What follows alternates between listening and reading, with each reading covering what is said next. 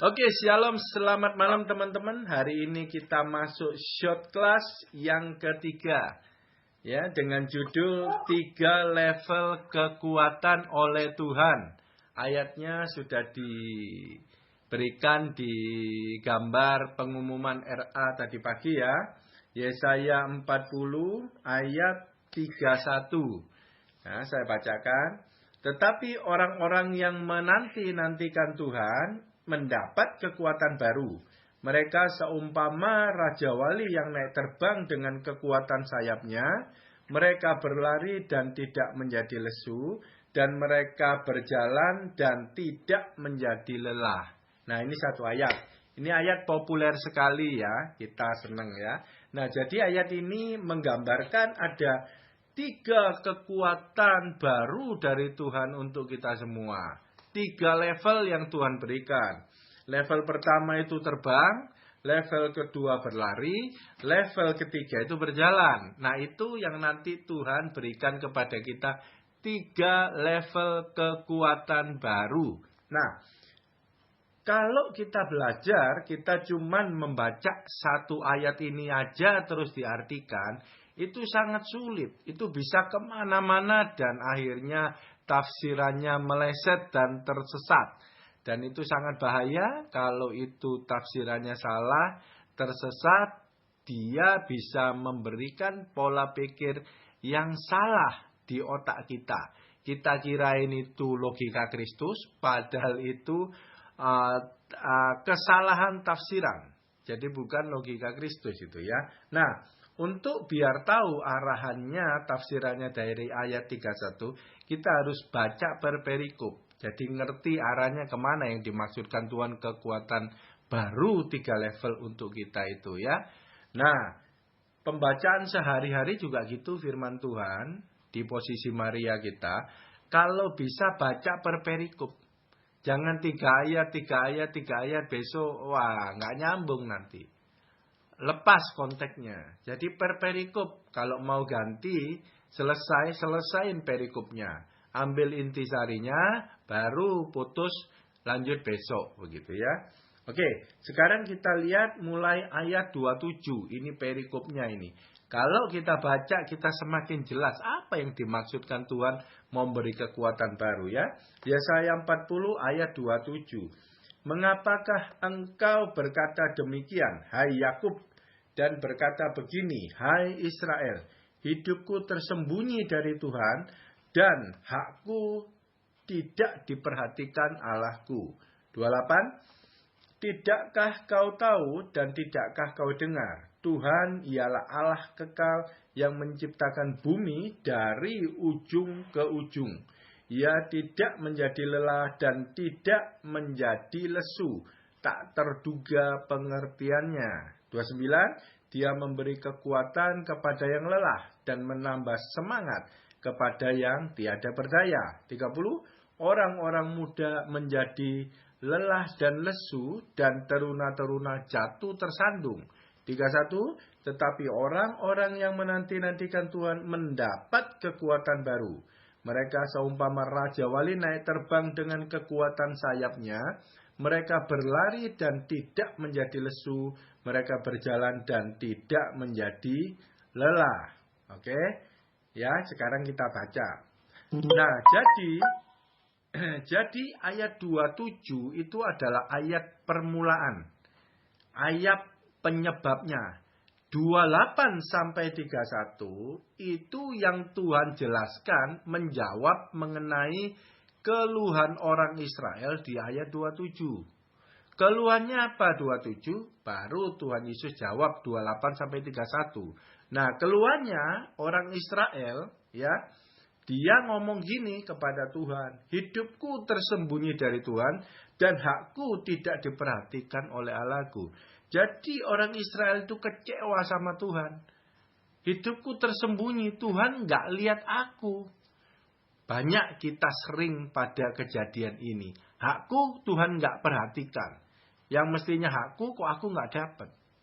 Dan Tuhan nggak ngelihat aku. Artinya aku doa-doa juga Tuhan nggak perhatikan, nggak jawab. Keadaan kok tidak memihak kepadaku. Dan Tuhan tidak membuat satu keadaan itu memihak kepadaku. Padahal itu hakku. Kok semuanya sepertinya dilanggar. Jadi orang Israel ini kecewa dengan Tuhan. Nah, baru jawaban Tuhan 28. Itu intinya ya. 28 itu Tuhan memberi kekuatan kepada Israel yang lagi kecewa ngomong gak karuan. Jadi Tuhan berilah klarifikasinya. Tidakkah kau tahu dan tidakkah kau dengar? Tuhan ialah Allah kekal yang menciptakan bumi dari ujung ke ujung. Ya, Tuhan itu loh maha kuasa. Dia ciptain bumi dari ujung ke ujung. Dia sendiri yang ciptain gitu loh. Ya, maksudnya memberikan pengertian kepada umat Israel. Masa kayak gini aja saya enggak bisa tahu, enggak dengar katanya gitu kan. Nah, terus ia tidak menjadi lelah dan tidak menjadi lesu, tak terduga pengertiannya. Nah, jadi dari ayat ini Tuhan itu udah nyindir sama Israel. Bahwa Israel itu mengalami satu masa kelelahan, kelesuan hubungannya dengan Tuhan. Makanya dia komplain. Kita banyak gak puas dengan kejadian sehari-hari. Terus di dalam hati ini tersirat. Kok begini Tuhan? Ya, tersembunyi Tuhan gak lihat aku. Nah itu udah lelah, udah lesu. Kenapa kok bisa orang Kristen Israel berbicara seperti itu? Karena dia mengalami letih lesu. Kenapa letih lesu? Karena dia tidak mengerti. Tidak mengenal Tuhannya. Makanya Tuhan ngomong. Di sini dijelasin. Tuhan itu nggak lelah loh. Tuhan nggak lesu. Tak terduga pengertiannya. Gitu kan. Jadi yang membuat Tuhan semangat itu adalah pengertiannya itu loh. Nah ini yang mau ngomong kepada Israel. Kalau kamu nggak ngerti jalan-jalan Tuhan. Nggak ngerti firman. Nggak ngerti kamu dengan Allahmu itu, kamu akan mengalami satu keadaan mentok, di mana nanti kamu pasti ngomel, kamu pasti komplain. Nah, seperti itu Tuhan ngomong. Nah, ketika keadaan nggak ngerti, terus putus asa, lesu letih, nah, terus 29. Dia memberikan kekuatan kepada yang lelah dan menambah semangat kepada yang tiada berdaya. Lah ini 27. Udah gak ada kekuatan, gak ada semangat, tidak berdaya Israel. Sampai ngomong seperti tadi di ayat 27. Nah, Tuhan memberi kekuatan. Nah, udah ngerti ya? Ini kekuatannya ya. Arahnya ya yang tadi ayat 31 ya. Nah, Tuhan memberi kekuatan. Sekarang 30. Orang-orang muda menjadi lelah dan lesu dan teruna-teruna jatuh tersandung. Itu ayat 30. Israel ini orang-orang mudanya dan teruna-terunanya itu, yang mudanya itu letih lesu. Padahal orang muda itu tenaganya kuat tapi dia letih lesu. Teruna-teruna ini pahlawan-pahlawan perang itu jatuh tersandung. Kenapa? Ya itu jadi ngomongin. Dia tidak mempunyai pengertian, pengenalan akan Tuhan. Makanya hidupnya jadi capek. Udah capek tersandung lagi. Tuhan ngomong. Warrior, orang perang, taruna-taruna, tersandung. Itu kan nggak mesti terjadi tersandung gitu loh. Bukan kalah perang, tersandung jatuhnya itu kan malu. Ya. Nah itu udah jelas gitu ya. Nah ayat 31. Dikatakan gini, tetapi orang-orang yang menanti-nantikan Tuhan mendapat kekuatan baru. Nah, Tuhan mau kasih kekuatan di ayat 29 dikatakan dia memberi kekuatan. Nah, tapi di ayat 31 diomong orang yang menanti-nantikan Tuhan mendapat kekuatan baru. Jadi ketika keadaanmu itu seperti di ayat 27 itu, jangan keburu otak kita itu mikir nyalain Tuhan. Ya. Ditutup diem. Kayak tadi Licu ngomong, diam, duduk di kaki Tuhan. Nantikan Tuhan. Karena kita lagi capek dengan Tuhan, lagi lesu. Karena kita itu bodoh, nggak ngerti tentang jalan-jalan Tuhan. Nah, nantikan Tuhan. Otomatis ini bukan menantikan Tuhan, itu bukan pasif. Bukan diem, terus denger-dengeran telinganya dipasang. Nanti ada audible suara. Bukan begitu. Nantikan Tuhan, jangan bereaksi. Kamu masuk dengan hubungan intim dengan Tuhan. Posisi Maria. Renungkan firman itu. Tuhan pasti jawab di sana. Dan jawaban Tuhan itu adalah firman rema, hikmat, pengertian, minyak cadangan. Dan itu memberi kekuatan. Dan itu hidup, firman yang keluar dari mulut Tuhan itu Roh Kudus yang memberikan pengertian. Dan itu hidup di sana, baru nanti Tuhan bertanggung jawab merubah segala sesuatu. Keadaan itu, bila ada keadaan tidak enak, kutuk pun bisa jadi berkat oleh kuasa Tuhan. Nggak bisa kita pakai kekuatan sendiri. Udah merasa nggak enak keadaannya, terus kita bersungut-sungut sama Tuhan, sepertinya Tuhan nggak memperhatikan aku, sekarang aku bertindak sendiri. Nggak bisa seperti itu, Tuhan ngomong ya. Nah, Tuhan berikan. Nah, makanya yang dikatakan kekuatan baru itu berarti yang dulunya kita nggak punya. Kenapa? Karena di ayat 28 Tuhan ngomong, tak terduga pengertiannya. Nggak bisa dicari, itu diberikan. Yang menantikan Tuhan. Nyari tidak bisa. Tuhan tidak ngomong tidak bisa. Kita hanya menantikan Tuhan. Ya kita baca firman nantikan Tuhan. Ketika Tuhan tidak bicara apa-apa. Ya kita terus saja baca. Terus saja baca. Pasti Tuhan berikan. Ya itu rema. Itu hikmat.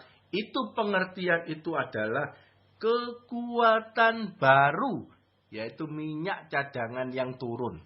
Logika Kristus. Di sana kita bisa jadi bangkit lagi.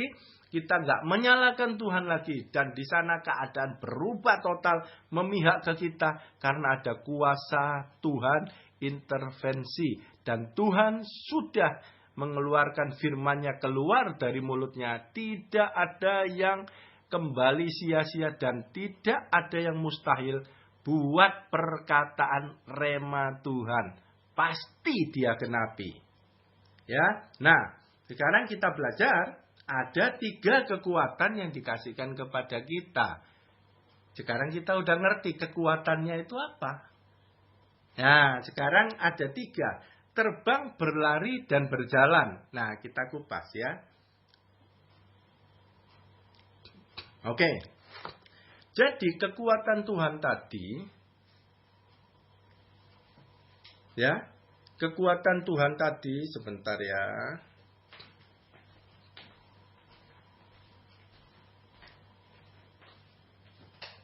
Oke, saya kasih ayat sedikit dulu mengenai kekuatan Tuhan, nanti baru masuk 3 level itu ya. Biar kita lebih pas nanti ngertiin 3 level itu, fondasinya ya. Jadi Roma 1 ayat 16 dikatakan gini. Sebab aku mempunyai keyakinan yang kokoh dalam Injil. Karena Injil adalah kekuatan Allah. Yang menyelamatkan setiap orang percaya. Pertama-tama orang Yahudi tetapi juga orang Yunani. Ya, kita ngomong seluruh. Jadi apa kekuatan Allah? Injil. Yang tadi, kekuatan baru apa? Injil. Tapi kalau nggak ngerti, nggak bisa jadi kekuatan. Nggak ngerti.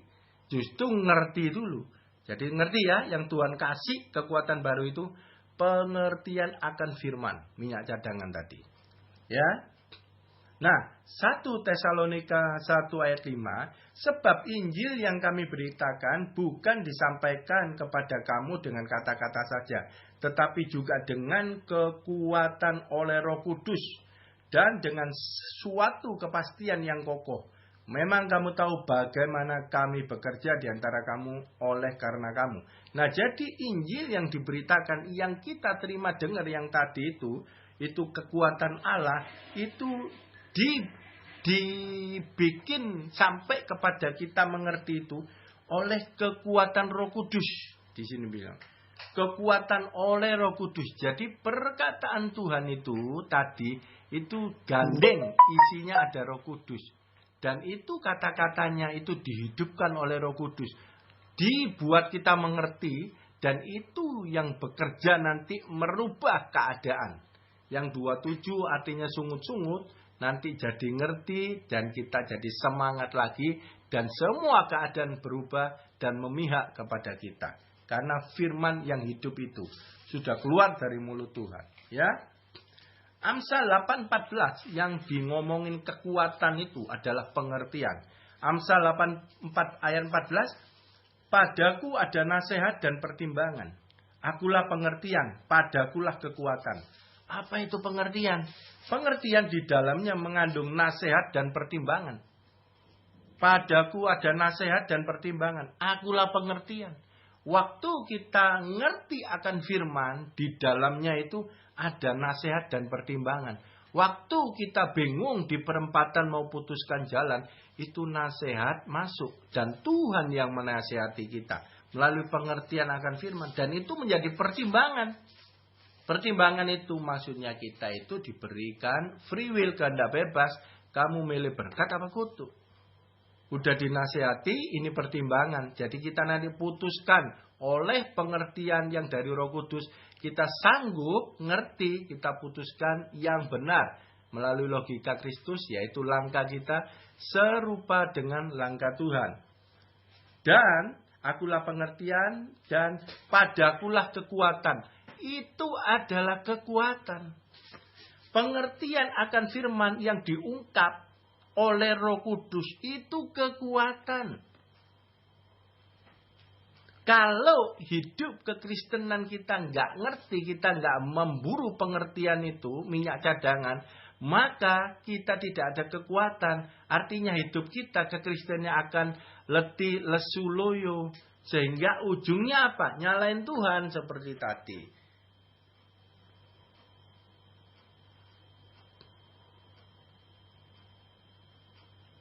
Bahkan tanpa pengertian, selain letih lesu, tadi dibilang teruna-teruna jatuh tersandung.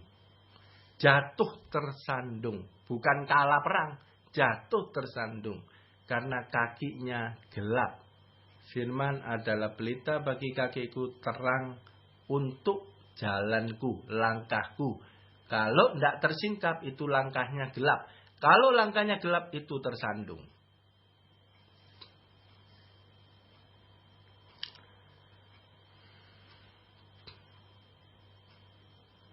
Oke. Sekarang ada 3 kekuatan. Udah ya, kita udah ngomong kekuatan baru ya. Sekarang mengenai 3 level kekuatan yang Tuhan berikan kepada kita. Nah, 3 level ini berarti ada tujuannya dong Tuhan kasih kekuatan. Supaya yang tadi nggak ngerti jadi ngerti. Supaya yang tadi 27 itu kamu letih, lesu, tersandung. Sekarang jadi semangat dan jalannya kenceng, tidak tersandung lagi. Berarti apa itu kekuatan baru? Baik, berjalan, berlari, dan terbang. Oke, kita ngomong. Kalau kita lihat berjalan, berlari, dan terbang, itu kita lihat itu kayak kecepatan ya. Yang Tuhan gambarkan di sini ya. Jalan itu lambat, lari lebih cepat, terbang lebih cepat lagi jauh. Ya. Apa itu kecepatan? Ini berbicara mengenai pengertian, pengenalan akan Tuhan. Ya, ada 3 level. Kamu ngerti di dimensi mana? Dimensi yang lebih lambat, lebih jauh dari targetnya, itu ngomongnya berjalan. Kalau kamu dimensi masuk sudah berlari, itu sudah mendekati target. Target apa? Presisi terhadap kehendak Tuhan. Pengertiannya akurat. Menuju udah deket, tapi belum sempurna. Tetapi ketika pengertian itu semakin dalam, persis, sempurna, presisi seperti yang Tuhan maui, kita ngerti, nah itu kita terbang. Saya kasih tahu lagi. Berjalan itu pakai kaki kita dan lambat. Masih memakai tubuh daging manusiawi kita dan lambat. Tuhan oke, tapi tidak begitu happy. Ya, ingat, kita diberikan pengertian firman akan Tuhan itu untuk dapat membedakan mana yang baik, berkenan, dan yang sempurna. Ingat ya, itu pengertian ya, untuk membedakan kehendak Tuhan. Persis, yang baik adalah yang berjalan, yang berkenan adalah yang berlari, karena udah lebih dekat. Ya, yang sempurna itu terbang. Ya, jadi banyak orang berbuat baik, yes. Orang Kristen berbuat baik, yes. Tapi Tuhan masih nggak terpesona. Terpesona ketika berkenan. Di level berkenan dia mulai noleh nih. Mulai lihat, wih si A ini ya berkenan. Gitu ya.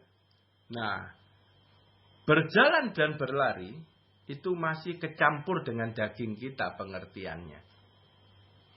Cuman, kalau berjalan ini belum terlalu murni. Belum dimurnikan. Dia melakukan firman-Nya belum murni. Kadang melakukan firman-Nya untuk kepentingan diri sendiri. Makanya berjalan masih jauh daripada target kehendak Tuhan. Yang sebenarnya Tuhan maui dari firman ini apa? Orang perpuluhan. Enggak semua orang perpuluhan itu melakukan kehendak Tuhan. Memberi makan, cadangan makan di dalam gereja Tuhan. Tetapi dia memberikan perpuluhan supaya tingkap-tingkap langit terbuka dan berkat dicurahkan. Nah, dia memberikan perpuluhan kepada gereja, kan berbuat baik dia. Tapi enggak masuk di hati Tuhan. Karena enggak murni. Masih jauh daripada target yang Tuhan maui, maksudnya memberi itu apa. Ya. Nah, baik itu perbuatan itu masih jauh daripada target Tuhan. Tuhan masih belum bisa mengendalikan perbuatan baik kita.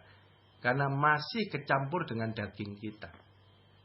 Tetapi waktu berlari, ini berkenan ini. Perbuatan baik kita sudah mulai disenangi Tuhan karena sudah menuju target Tuhan. Sudah mulai ngerti waktu melakukan. Jadi perbuatan baiknya kita itu sejalan dengan target Tuhan, mulai ngerti. Jadi perbuatan baik kita itu sudah Tuhan pakai. Jadi kalau ngomong berkenan, kadang kita itu melakukan firman Tuhan rugi. Ya, karena kita mau menyenangkan Tuhan, berkenan di hatinya, sesuai yang Tuhan mau. Kadang rugi. Secara jasmani juga bisa rugi. Secara terlihat bisa rugi. Kalau perbuatan baik mungkin masih ada hitung-hitungannya. Karena kecampur beneran dengan daging kita yang masih kuat, kita belum murni. Tapi kalau sudah mulai berkenan, itu Tuhan sudah mulai noleh. Waduh ini. Ini beda nih. Perbuatannya mungkin sama tapi ini beda nih. Gitu ya. Nah ini kalau udah ngomong Tuhan berkenan, daging kita itu terpanggang. Daging kita terpanggang. Ya, banyak perbuatan baik kita yang kadang disalah mengerti orang dan lain-lain dan lain-lain. Kita itu nggak berbuat nakal pun kita itu bisa dibenci orang. Banyak sekali. Tapi buat Tuhan berkenan itu berbuah. Karena kamu mau memuliakan, menyenangkan Tuhan, bukan menyenangkan orang lain. Orang lain nggak bisa ngendaliin kamu. Kamu dikendalikan firman, kamu sudah berlari. Kamu sudah mulai mengerti kehendaknya Tuhan itu. Dengan presisi pengertian tadi, itu kekuatan baru ya berbicara. Jadi udah mulai Tuhan memakai perbuatan baik kita yang untuk kemuliaan Dia, itu berkenan. Semakin murni kita. Jadi pandangan kita udah berubah. Melihat dunia, melihat masalah, respon semua udah berubah. Tuhan udah berkenan. Tapi masih berlari. Nah, yang terakhir. Yang sempurna, ini terbang. Ya, terbang itu udah nggak pakai kaki kita. Udah nggak pakai tubuh kita. Tapi pakai sayap Raja Wali, sayapnya Tuhan. Jadi benar-benar daging kita itu non-aktif, mati, tersalibkan. Benar-benar firman itu, benar-benar kita mempunyai pengertian pas presisinya seperti yang Tuhan maui. Dan itu yang mengambil alih hidup kita. Pertobatan sempurna apa yang kita lakukan. Persis seperti yang Tuhan mau lakukan. Itu terbang. Kita nggak andil lagi, nggak ada, nggak pakai kaki kita lagi, nggak pakai kekuatan. Kitanya diem, artinya apa? Dagingmu diem, pola pikir lamamu diem, hancur lebur. Pakai logika Kristus kamu jalan. Jadi tidak ada campur manusia kita sedikit pun, nggak ada. Semua yang kita lakukan untuk memuliakan Tuhan. Mau dibenci orang, mau nggak dianggap, mau gini, yang penting Tuhan senang. Yang penting nama Tuhan dipermuliakan.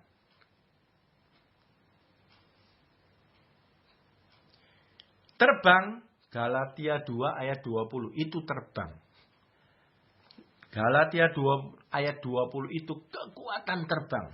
Namun aku hidup, tetapi bukan lagi aku sendiri yang hidup, melainkan Kristus yang hidup di dalam aku. Dan hidupku yang kuhidupi sekarang di dalam daging adalah hidup oleh iman dalam Anak Allah yang telah mengasihi aku dan menyerahkan dirinya untuk aku. Ini terbang. Yang kuhidupi ini bukan aku lagi, Kristus. Dari mana Kristus bisa mengendalikan kita kalau nggak dari pengertian akan firman yang membuat pikiran kita bertobat, rumah lama dihancurkan, timbul rumah iman yang baru, yaitu logika Kristus. Ketika kita berjalan pakai logika Kristus, apa yang kita pikirkan, apa yang kita putuskan, apa yang kita perbuat, apa yang kita katakan, sama persis seperti Tuhan Yesus yang lakukan itu. Berarti bukan lagi aku, ini Tuhan di dalam aku yang bergerak menggerakkan tubuhku ini.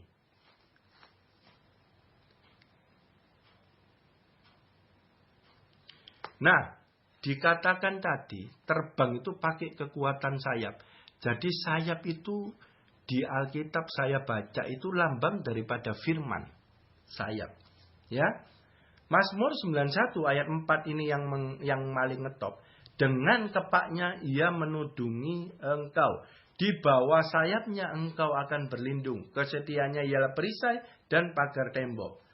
Dengan kepaknya dia menudungi kita. Di bawah sayapnya kita berlindung.